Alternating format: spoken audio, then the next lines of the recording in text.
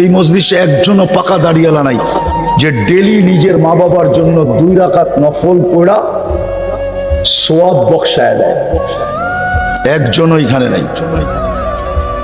তাহলে বুঝা গেল আপনি কয়েকদিনই চোখের পানি জড়াইছেন আর মনে রাখেন নাই। আপনাকে আমাকেও এরকম মনে কেউ রাখবে না, চলে যেতে হবে কবরে। এই জন্য আসেন, তওবা করতে রাজি? কে কে রাজি দেখি? পাক্কা সত্য? নামান আজকের থেকে পরিচয় কমসে কম অর্জন করেন। পরিচয়, সবচেয়ে বড় পরিচয় হলো আমাদের 5 ওয়াক্ত নামাজ পড়বেন। কে কে পড়বেন দেখি? পাক্কা? সর্বশেষ একটা কথা না বললেই নয়, আমি চান্দা করব না, কিন্তু আমি আপনাদের কয়েকটা হাত দেখতে চাবো শুধু, যে হ্যাঁ এই কমপ্লেক্স যতদিন পর্যন্ত কমপ্লিট না হবে, আমি যখনই যতটুকু পারি আমার সাধ্য অনুযায়ী আমি এই কমপ্লেক্সে ব্যয় করব। এরকম কয়টা হাত উঠাইতে পারে? 1টা, 2টা, 3টা, 4টা, 5টা, 6টা, উঠান না আরো যতটুক পারেন আপনি। যতদিন পর্যন্ত এটা কমপ্লিট না হয় নামান, কতদিন পর্যন্ত। আমি উন্নয়ন সদস্যের কথা বলতেছি, আপনাকে আমি উন্নয়ন সদস্যের ভিতরে অন্তর্ভুক্ত করলাম, যে যতদিন পর্যন্ত এটা কমপ্লিট না হবে আমি যখনই যা পারি যতটুকু পারি অতটুকু আমি এখানে পৌঁছাইতে চেষ্টা করব। এমনকি আমি দায়িত্ব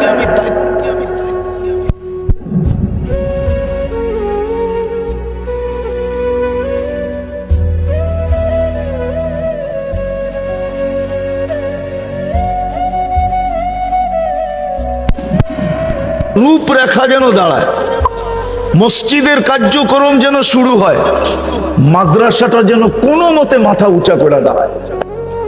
করবেন? কে কে করবেন দেখি? আল্লাহ আমাদেরকে আমল করার তৌফিক দান করেন।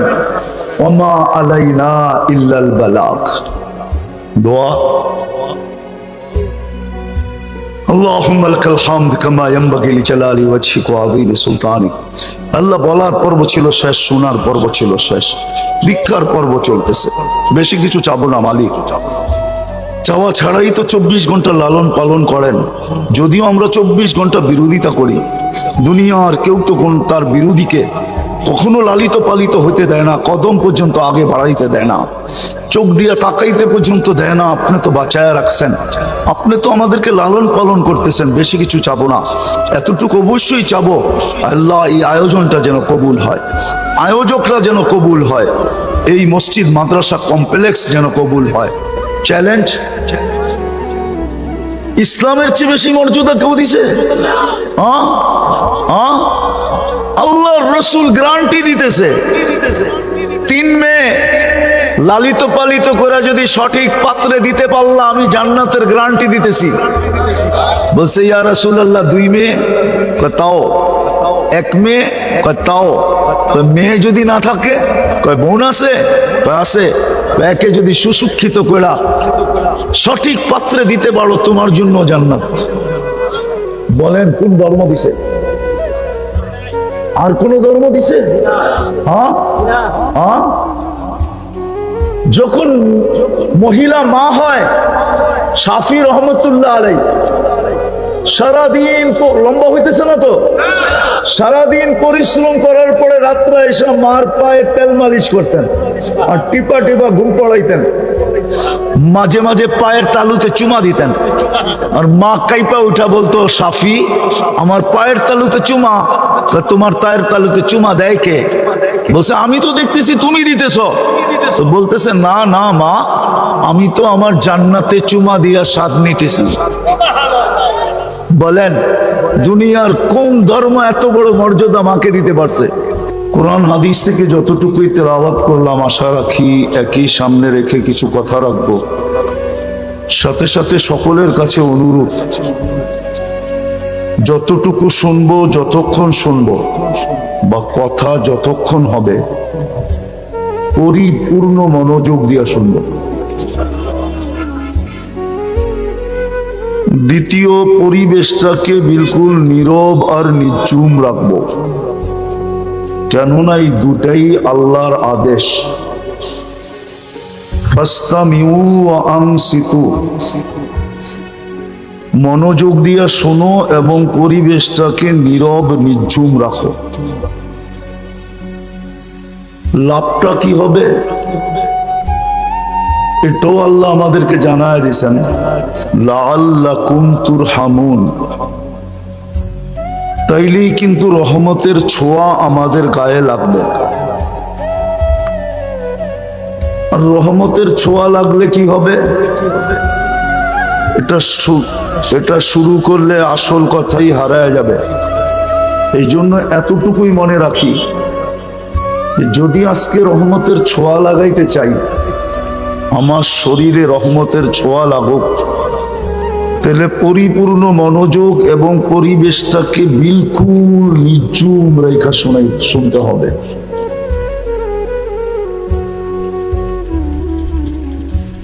আল্লাহর সবচেয়ে বড় রহমত আমাদের উপরে, আল্লাহর বহুত বড় রহমত। আমি রহমতই বলবো, দয়াই বলবো, করুণাই বলবো, যে আল্লাহ আমাদেরকে মানুষ হিসাবে অস্তিত্ব দিয়েছেন। এটা আল্লাহর রহমত আর দয়া যদি না হইতো, পছন্দ আর ভালোবাসা যদি না হইতো, মানুষ ভালোবাসার জন্য কতই না লালায়িত হয়। দুনিয়া ঘুরা দেখেন, মানুষ মানুষের ভালোবাসা পাওয়ার জন্য, দলের ভালোবাসা পাওয়ার জন্য, দলপতির ভালোবাসা পাওয়ার জন্য, দলপতি বোঝেন তো, দলের যে প্রধান থাকে, ভালোবাসা পাওয়ার জন্য মানুষ কত লালায়িত। যুবকদেরকে জিজ্ঞাসা করেন, প্রতি বৎসরই ভালোবাসা পাওয়ার জন্য লালায়িত হয়ে করতে থাকে। ফুলও দেয়, হোটেলেও খাওয়ায়, পার্সেলও দেয়, কি না করে পারে না কলিজা বাইর করে দেওয়া যেতে। জিজ্ঞাসা করেন ওদেরকে। তারপরও যেন একবার লেখা দেয়, আমি তোমায় ভালোবাসি, I.ইউ। অথচ আল্লাহ আমাদেরকে ভালোবাসা মানুষ বানাইলেন, সৃষ্টির সেরা বানাইলেন, সেরা। বুঝাইতে পারতেছি? ভালোবাসা সৃষ্টির সেরা বানাইলেন, এটা ভালোবাসার ফল। যদি ভালো না বাসতেন তাহলে আপনাকে আমাকে মানুষ বানাইতেন না। আমি আরেকটু উপরে নিয়ে যাব, এর চেয়েও বেশি ভালোবাসার প্রকাশ করছেন আল্লাহ। আমাদেরকে মুসলমানের ঘরে পাঠাইছেন।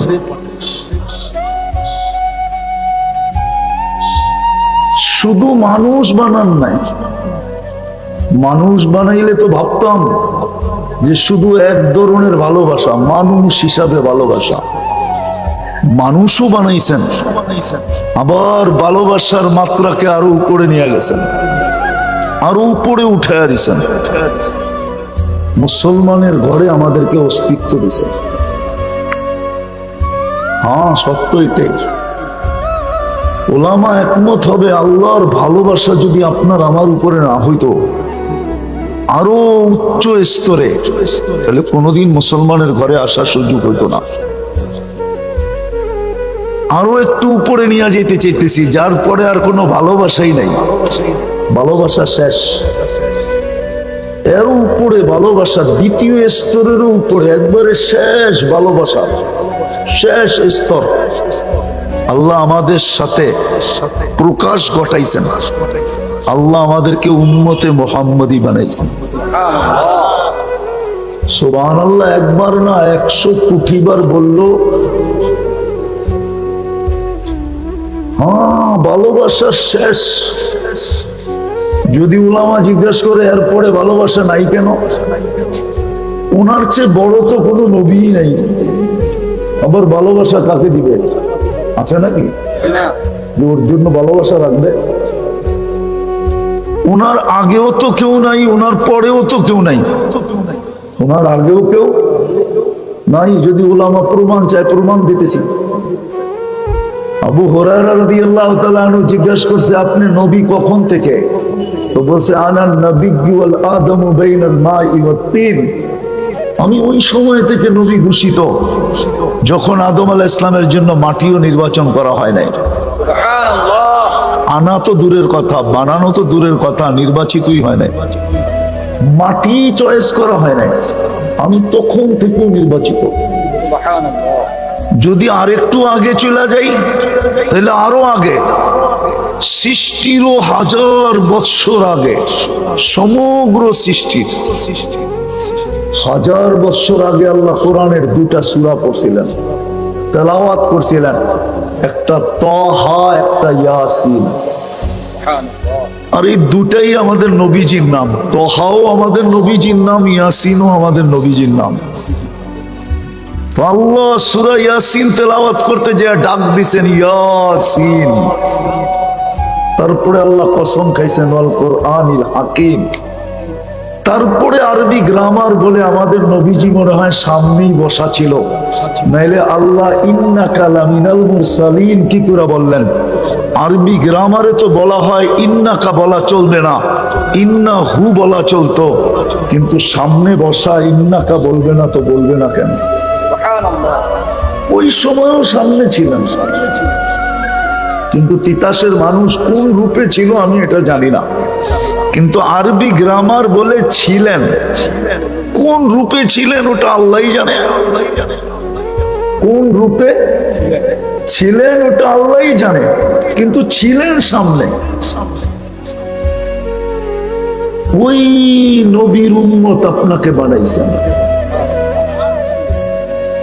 বুঝা গেল ভালোবাসার পুরা পাতিলটা উঠায় আপনার আমার উপরে ঢেলা দিয়েছেন। কেননা আমাদের পরে তো উম্মত নাই, কার জন্য রাখবেন? আমাদের পরে তো, আমাদের রসুল নবীর পরে তো কোনো নবী নাই। মানে বিশ্বাস করেন? কে কে বিশ্বাস করেন? নামান নামান, মনের থিকা তো, না ঠোঁটের থিকা? পাক্কা? কেউ যদি বলে আসে কি করবেন?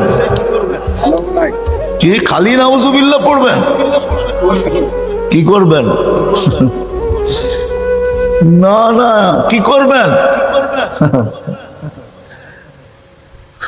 বলবেন দাঁড়া, জুতা নিয়ে আইতেছি, দাঁড়া, জুতা নিয়ে আসতেছি। তো যেটা বুঝাইতেছিলাম যে আল্লাহ সবচেয়ে বড় নেয়ামত আমাদের উপরে। বিদায় আমাদের দুনিয়ায় যত পরিচয় থাকুক না কেন, আমাদের আসল পরিচয় কিন্তু দুইটা। আমাদের যত পরিচয় দুনিয়ায় থাকুক না কেন, ভালো মতে মনোযোগ দিয়া আমি একটু পিছের থেকে নিয়ে যেতেছি একটা জিনিস বুঝানোর জন্য। আজকে আমাদের ভিতরে বুঝ নাই, বা 7 আপের সোডার মতো আর কি। আমরা হুজুকেই চলতেছি, বুঝতে চাইতেছি না। বুঝ কম আমাদের ভিতরে, শুধু হুজুক আমাদের ভিতরে বেশি। এই জন্য ভালো মতে বোঝেন, আমাদের পরিচয় দুনিয়ার যতগুলোই থাকুক, যত পরিচয় থাকুক, দলীয় পরিচয় থাকুক, বংশের পরিচয় থাকুক, পেশাগত পরিচয় থাকুক, শিক্ষাগত পরিচয় থাকুক, হাজারো পরিচয় থাকুক, কিন্তু যে আল্লাহ রহমতের পুরা পাতিল আমার উপরে ঢেলা দিছেন, ভান্ডারটা আমার উপরে ঢেলা দিছেন, ওই আল্লাহর কাছে আমাদের পরিচয় শুধু দুটা। কয়টা? কয়টা? দুটা পরিচয় আল্লাহর কাছে। আমি দেখাবো। এই জন্যই তো কবরে গেলে জিজ্ঞাসা করা হবে, মা দিনুক, তোমার দিন কি, তোমার আসল পরিচয় কি? ওইখানে ওলামা একমত হবে, জবাব হবে ইসলাম। ইসলামই আমাদের একমাত্র পরিচয়, ইসলামই আমাদের একমাত্র পরিচয় আমাদের ইসলাম। দ্বিতীয় আরেকটা পরিচয় আছে, ইমাম বুখারী রহমতুল্লাহ আলাইহি লেখছেন। উনি তো একটাই লেখছেন, আমি বানায় দুটা বললাম। উনি একটাই লেখছেন, আমাদের একটাই পরিচয়, এই জন্য উনি বুখারী শরীফে লেখছেন, মুর্দাকে দাফন করার পরে যখন আত্মীয় স্বজন ফিরতে শুরু করে, তো মুর্দা আত্মীয় স্বজনের ফিরা যাওয়ার জুতার আওয়াজ কবরে বসা পাইতে থাকে। তখনই দুই ফেরেশতা এসে জিজ্ঞাসা করে বসায়া, মা কুনতা তাকুলু ফি হাযার রাজুলি মুহাম্মাদিন সাল্লাল্লাহু আলাইহি ওয়াসাল্লাম, তোমাকে যে উম্মতে মুহাম্মদী বানায়া সমস্ত রহমতের মায়া মমতার ভান্ডার যে আল্লাহ পুরোটা ঢেলা দিছিলেন। আমি দুই একটা প্রমাণ দিলে আপনাদের বুঝে আসবে যে পুরা ভান্ডারটা যদি আল্লাহ না দিতেন, তাইলে এক রাত্রে আপনি 83 বৎসরের ইবাদত কি করে পাইতেন? এক রাত্র পরিশ্রম কয় রাত্র, ইবাদত কয় রাত্রের, বিনিময় কয় রাত্রের? 83 বৎসরের। 83 বৎসর প্লাস 4 মাস পরিশ্রম শুধু এক রাত্রে। তাইলে আপনাকে মায়া মমতার সর্বোচ্চ স্তর যদি না হইতো, তাহলে এক রাত্রে 83 বছরের ইবাদত দেয় কি করে? সামান্য সময় চিন্তা করলে 60-70 বছরের ইবাদত দেয় কি করে? একটু ভাবেন। আসতেছে আগামী মাসে জিল হজের 10 তারিখ, 10 রাত্র, ওয়ালায়ালিন আশ। হাদিসে আছে জিল হজের 10 রাত্র যে জাগবে, 10 রাত্র 10টা লাইলাতুল কদরের সমান পাবে। সুবহানাল্লাহ। 8300 বৎসর। আপনি বাঁচবেন কয়দিন? এটা কি ভালোবাসার শেষ স্তর না? ভালোবাসার শেষ স্তর আপনাকে দিয়া দিল। বিদায় ভালো মতে আমাদের পরিচয় ছিল দুইটা,